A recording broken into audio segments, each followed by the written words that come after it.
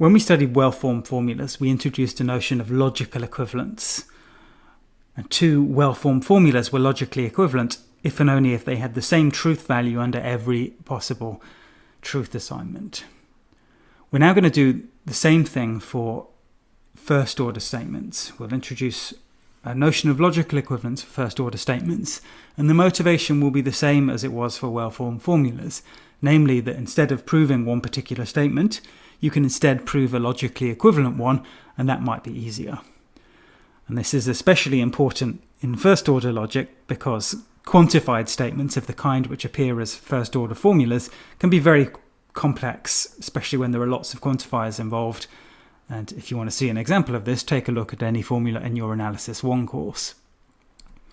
So here is our definition of first-order logical equivalence. Two first-order formulas, F1 and F2, are logically equivalent if and only if they have the same truth value in every possible interpretation. And we notate that in the same way we did for well-formed formulas. We write F1 triple equal sign F2 to indicate that they are logically equivalent.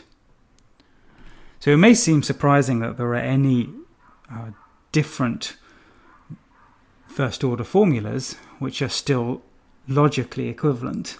But in fact, there are many examples, some of which are very useful.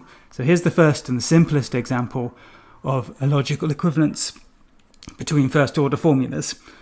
The lemma says that for all x, for all y, pxy is logically equivalent to for all y, for all x, pxy.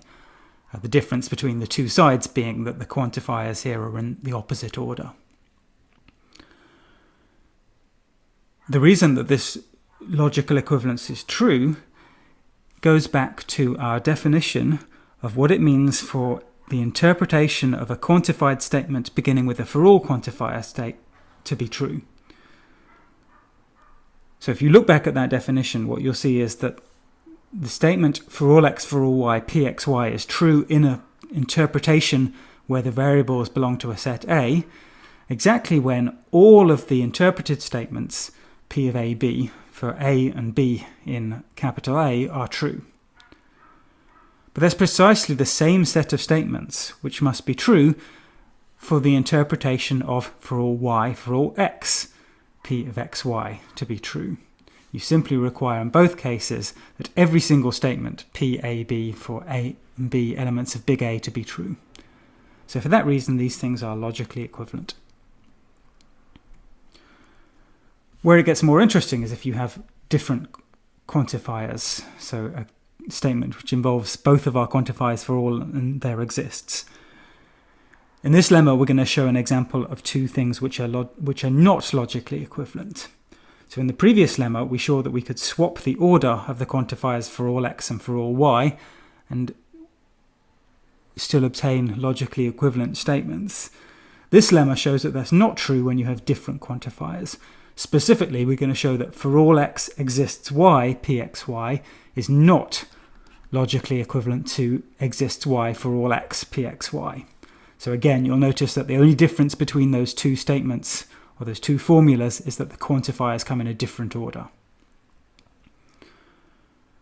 To prove this, what we must do is exhibit an interpretation where one of those formulas is true in that interpretation and the other is false.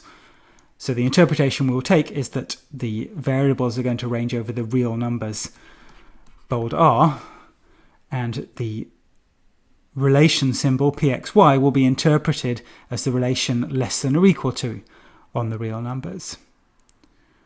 So if we think first of all about the left-hand formula, then in this interpretation, the left-hand formula becomes for all real numbers x, there exists a real number y such that x is less than or equal to y.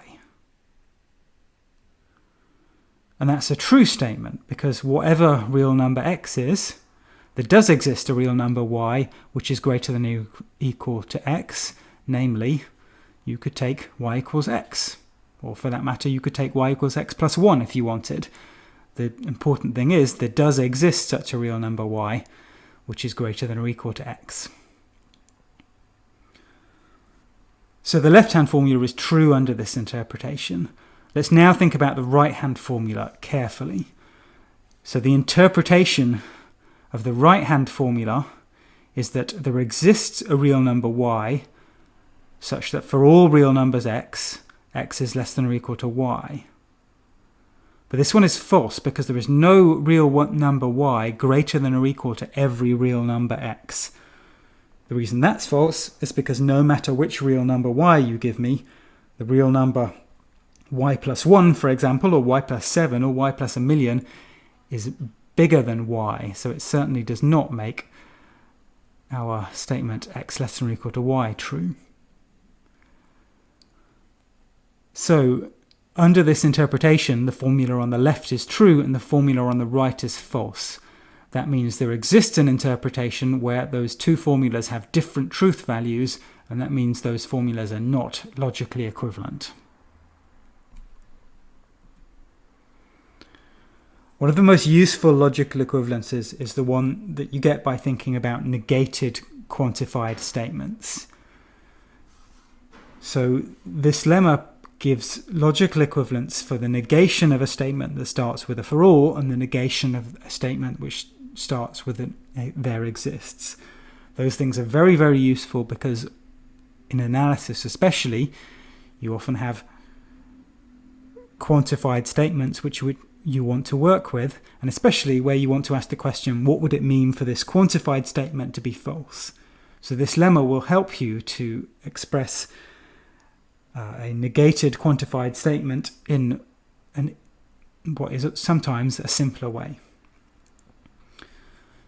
So here's the statement of the lemma. It consists of two logical equivalences. The first is that not for all x p of x is logically equivalent to there exists x not p of x.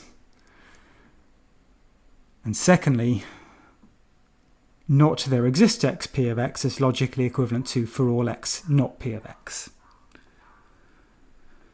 So we're going to prove the first of these two statements only. If you'd like to see a proof of the second one, you can look in the online notes for this part of 0005, or you can try and do it yourself. So let's think then about the first logical equivalence. What we have to do is to show that those two formulas have